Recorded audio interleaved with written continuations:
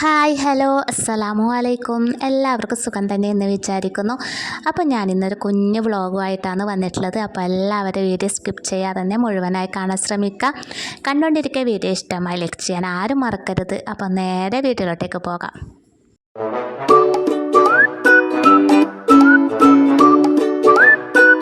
അപ്പോൾ സ്കൂളിലെ ടൈമാണെങ്കിൽ എല്ലാവരും ഒരു തിരക്ക് പിടിച്ചൊരു ഇതന്നെയല്ല, ടൈം പോകുന്നത് അറിയേ ചെയ്യില്ലാകുന്നത്. അതുപോലെ തന്നെ 9 മണിയാകുമ്പോഴേക്കും എല്ലാം റെഡിയാവും വേണം. ഒരു തിരക്ക് പിടിച്ച ദിവസം തന്നെയാണ് സ്കൂളിലെ ടൈം. അപ്പോൾ ഇതാ മോളെ ഞാൻ റെഡിയാക്കിയിട്ട് അവൾക്ക് ഇന്ന് ക്ലാസ്സിൽ ഡിക്റ്റേഷൻ ഉണ്ടെന്ന് പറഞ്ഞിട്ടുണ്ടായിന്. അപ്പോൾ അതിന് രാത്രി ഞാൻ പഠിപ്പിച്ചിട്ട് തന്നെയാണ് കിടത്തിയിട്ടുണ്ടായിന്. അപ്പോൾ രാവിലെ അവൾ പറയുന്നത് കുറച്ചും കൂടി പഠിപ്പിക്കണം, കുറച്ചും കൂടി എഴുതണം എന്നെല്ലാം പറഞ്ഞിട്ട് രാവിലെ അവൾ കുളിയും യൂണിഫോം എല്ലാം ഇട്ടതിന് ശേഷം ആദ്യം ഒന്നും കൂടി പഠിക്കാനിരുന്നിട്ടുണ്ട്. പിന്നെ ടീച്ചർ എന്തെങ്കിലും ഡിക്റ്റേഷനോ എന്തെങ്കിലും ചോദ്യം ചോദിക്കും എന്തെങ്കിലും പറഞ്ഞു കഴിഞ്ഞാൽ പിന്നെ ഓൾക്ക് ഭയങ്കര പേടിയാണ് കേട്ടോ. അന്നത്തെ ദിവസം എനിക്ക് കിട്ടൂലേമോ ഒരു ടെൻഷനായിരിക്കും. പരീക്ഷ ദിവസം ആണെങ്കിൽ പറയണ്ട, SLC പരീക്ഷ പോലെയാണ് ഓളെ കളി കണ്ടാൽ. ഭയങ്കര പേടിയാണ് ആൾക്ക്. അപ്പോൾ ഇതാ അവരെ പഠിപ്പിക്കലെല്ലാം കഴിഞ്ഞിട്ട് ഇതാ പിന്നെ സ്കൂളിലേക്ക് പോകാൻ വേണ്ടിയിട്ട് സമയമാവാനായി. പിന്നെ മദ്രസ ഉണ്ടായിട്ടാണ് ദിവസം. മദ്രസ ഇല്ലാത്തതുകൊണ്ടാണ് അത്രപ്പുറം സമയം അവർക്ക് ആ സമയത്ത് വായിക്കാൻ കിട്ടിയത്. മദ്രസയിലെ ടൈമാണെങ്കിൽ പിന്നെ ഒന്നും നോക്കണ്ട രാവിലത്തെ കാര്യം. ഇപ്പോൾ എല്ലായിടത്തും മഴയായതുകൊണ്ട് ഇതായിരിക്കും അവസ്ഥ എന്ന് വിചാരിക്കുന്നത്. ഡ്രസ്സൊന്നും ഉണങ്ങി കിട്ടുന്നില്ല. രാത്രിക്ക് ഹാളിലിടും, ഫാനിടും, ഉണക്കും. അങ്ങനെയാണ്. ഭയങ്കര കഷ്ടമാണ് ഡ്രസ്സ് ഉണങ്ങാത്തതിൻ്റെ. അങ്ങനെ ഏകദേശം വണ്ടി വരാനുള്ള ടൈം ആവാനായി. വേഗം ചായ കൊടുത്ത്.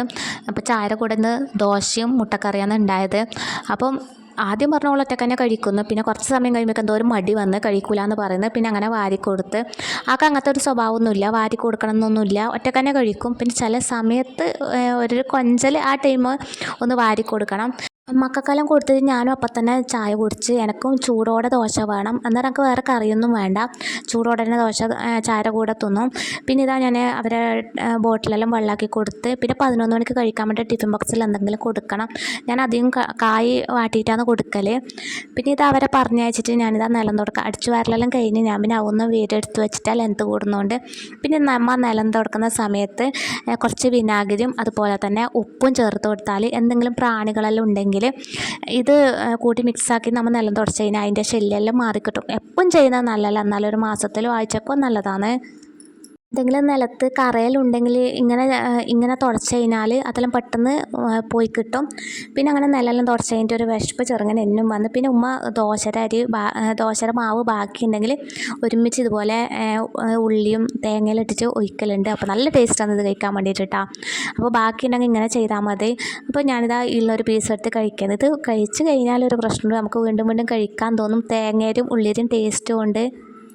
പിന്നെ ഇങ്ങനെ ആക്കി വെച്ചാൽ വൈകുന്നേരം മക്കൾ വരുമ്പോൾ ചായയുടെ കൂടെ കൊടുക്കാനും നല്ലതാണ്. അവർക്ക് ഭയങ്കര ഇഷ്ടമാണ് കേട്ടോ ഇത് കഴിക്കാൻ വേണ്ടിയിട്ട്. ചായയുടെ കൂടെ കഴിക്കും. അപ്പം ഞാനിത് 2-3 പീസ് എടുത്തിട്ട് ബാക്കി അങ്ങനെ തന്നെ അവിടെ അടച്ച് വെച്ച് മക്കൾ വന്നിട്ട് കൊടുക്കാമെന്ന് വിചാരിച്ചിട്ട്. അപ്പോൾ ഇതുപോലെ ആക്കാത്തവരുണ്ടെങ്കിൽ എന്തായാലും ഒരിക്കലെങ്കിലും ആക്കി നോക്കണം. പിന്നെ ദോശയുടെ മാവ് ബാക്കിയുണ്ടെങ്കിൽ വെറുതെ കളയേണ്ട, ഇതുപോലെ ചെയ്തെടുത്താൽ മതി. പിന്നെ ഉച്ചക്കത്തേക്കുള്ള മീൻ ഫ്രൈ ആക്കി വെച്ചിട്ടുണ്ട്, അതുപോലെ തന്നെ മീൻ കറിയും ആക്കി വെച്ചിട്ടുണ്ട്. അയിലയാണ് കിട്ടിയിട്ടുള്ളത്. മീൻ കിട്ടാനില്ല, എന്നാലും എവിടേക്കോ പോയി അങ്ങനെ കിട്ടിയതാണ്. മീനിന് നല്ല വിലയും ഉണ്ട്. പിന്നെ അങ്ങനെ കഴിഞ്ഞിട്ട് ഇതാണിപ്പോൾ ഞാൻ തലയിൽ തേക്കുന്ന ഓയിൽ കേട്ടോ. നല്ല ഓയിലാണ്, ഞാൻ ആയുർവേദിക്കിൽ നിന്ന് വാങ്ങിയതാണ്. ഞാൻ ആദ്യം വീട്ടിൽ തന്നെ കാച്ചിട്ട് തേക്കുന്നുണ്ടായിന്. പിന്നെ അത് ഞാൻ നിർത്തിയിട്ട് ഞാൻ ഇങ്ങനെ നല്ലതാണെന്ന് അറിഞ്ഞാൽ പിന്നെ ഇത് ഞാനൊന്ന് ഒരു പ്രാവശ്യം വാങ്ങി നോക്കി. അപ്പോൾ മുടി കൊഴിച്ചെല്ലാം നന്നായിട്ട് നിന്നിട്ടുണ്ടായിരുന്നു. ഇതിപ്പോൾ 2ാമത്തെ ബോട്ടിലാണ്. അങ്ങനെ കുളിയെല്ലാം കഴിഞ്ഞ് നിസ്കാരവും കഴിഞ്ഞ് പിന്നെ ഇതാ ഉച്ചക്കത്തെ ഫുഡിൻ്റെ സമയമായി. അപ്പോൾ എല്ലാവരും കൂടിയിട്ട് ഇതാ ഫുഡ് കഴിക്കാനും ഇരുന്ന്. തണുങ്ങ് നല്ല മഴ തന്നെയാണ്. മഴ സമയത്ത് നമുക്ക് ഏറ്റവും നല്ല ചൂടോടെ തന്നെ ഫുഡ് കഴിക്കാനാണ്. തണുത്ത് കഴിഞ്ഞാൽ ഒരു രസം ഉണ്ടാവില്ല. അപ്പം ചൂടാറുന്നതിന് മുമ്പ് തന്നെ ഫുഡും കഴിച്ച്.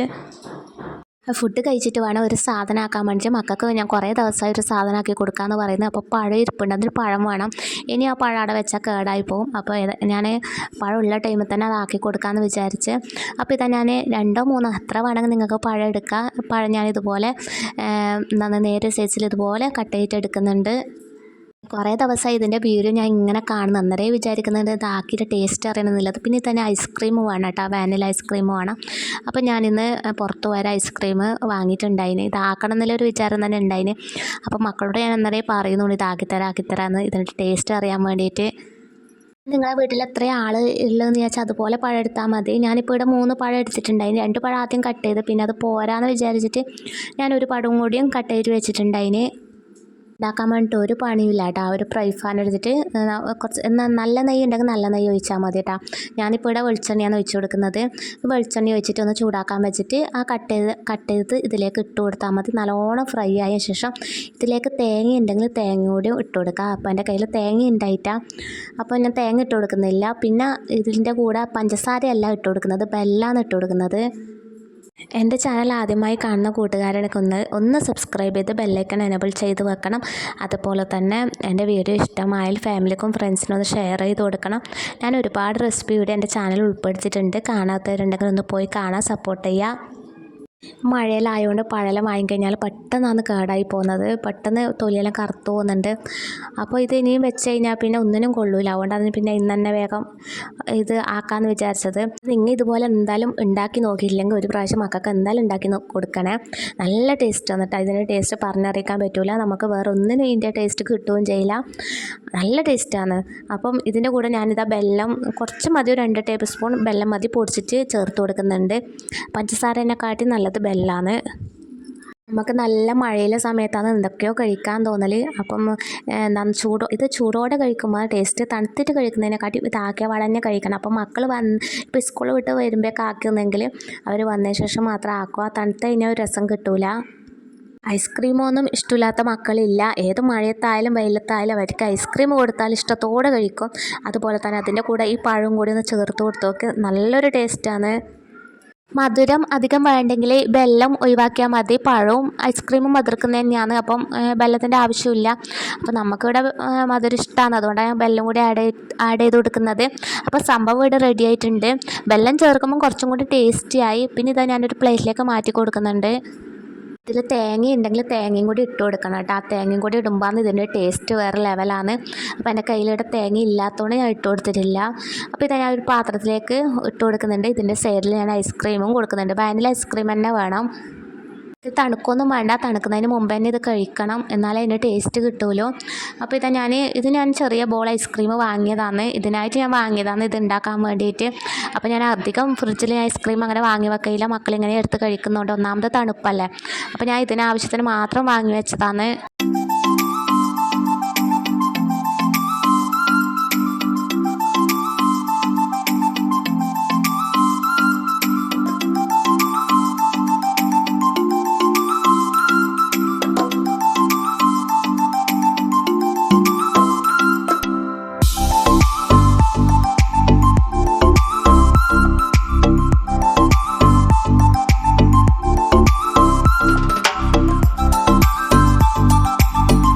പഴം കഴിക്കുമ്പോൾ അതിൻ്റെ ഐസ്ക്രീമും കൂടി ചേർത്ത് കഴിക്കണം, എന്നാലേ അതിൻ്റെ ടേസ്റ്റ് അറിയുള്ളൂ.